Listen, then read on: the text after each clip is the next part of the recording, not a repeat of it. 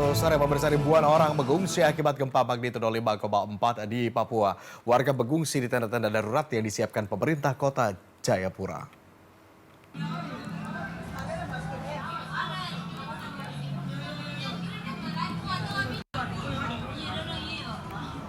Keluarga tersebar di belasan tenda pengungsian di 3 distrik di Papua sebanyak 1.025 orang, yakni di distrik Jayapura Utara, distrik Jayapura Selatan, dan distrik Abepura.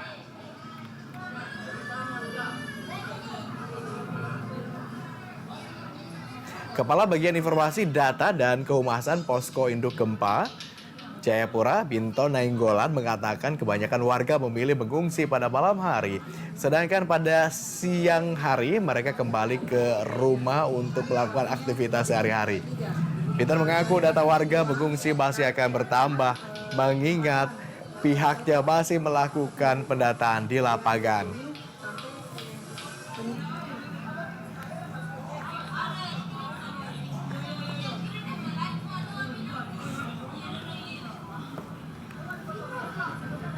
Berdasarkan data Posko Induk Penanganan Gempa Kota Jayapura, 4 orang meninggal dunia dan 24 terluka akibat gempa. Sementara untuk kerusakan bangunan, terdata sebanyak 18 bangunan pemerintahan dan swasta yang rusak, ringan hingga sedang.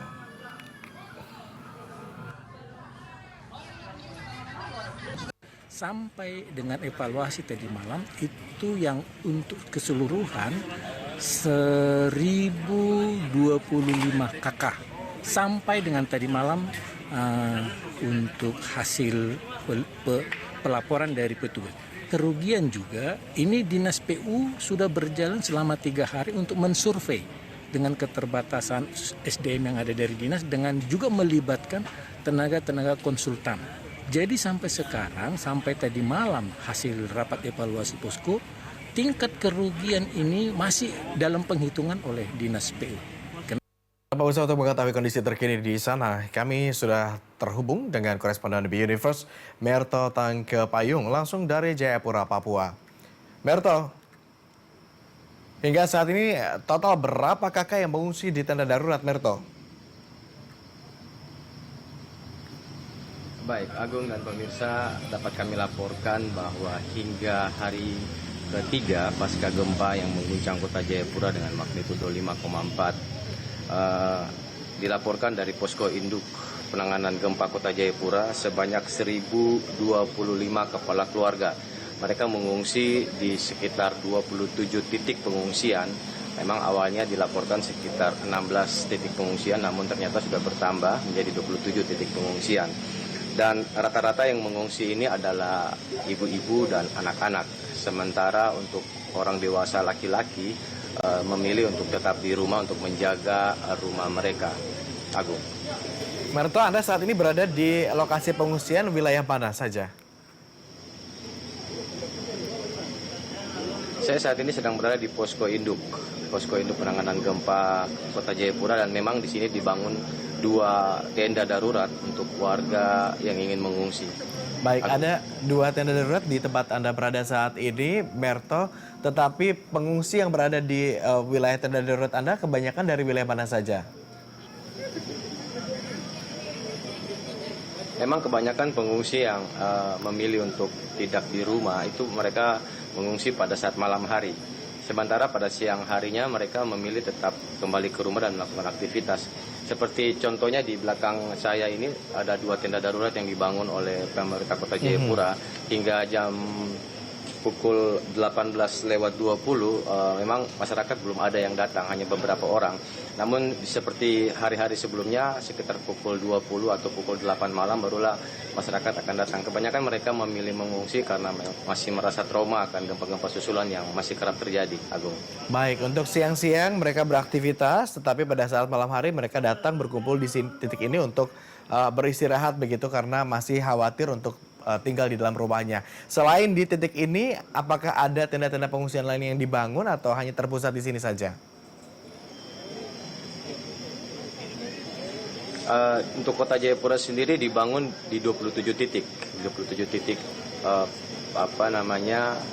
posko atau tenda darurat.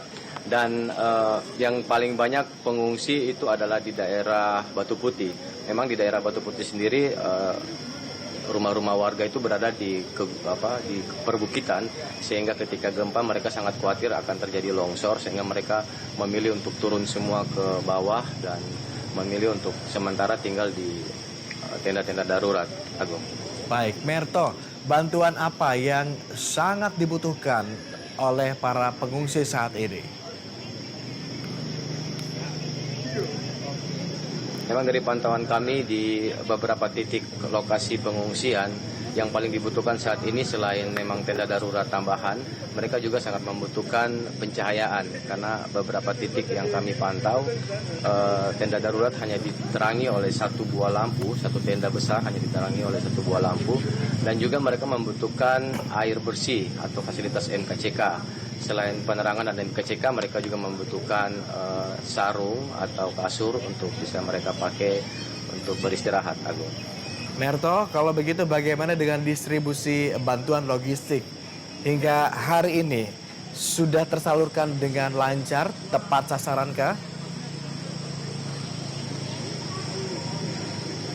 Untuk bantuan logistik sendiri, informasi yang kami terima dari posko induk di kantor wali kota ini, kemarin dari pihak BNPB pusat sudah memberikan bantuan sejumlah uang senilai 1 miliar rupiah. Namun bantuan-bantuan lain dari Kementerian Sosial misalnya dengan membangun 15 tenda darurat di 27 titik yang ada, juga dari PT Freeport Indonesia, dari BUMN yang ada di Kota Jayapura, semuanya sudah datang mengunjungi posko-posko atau mengunjungi tenda-tenda darurat dan memberikan bantuan-bantuan.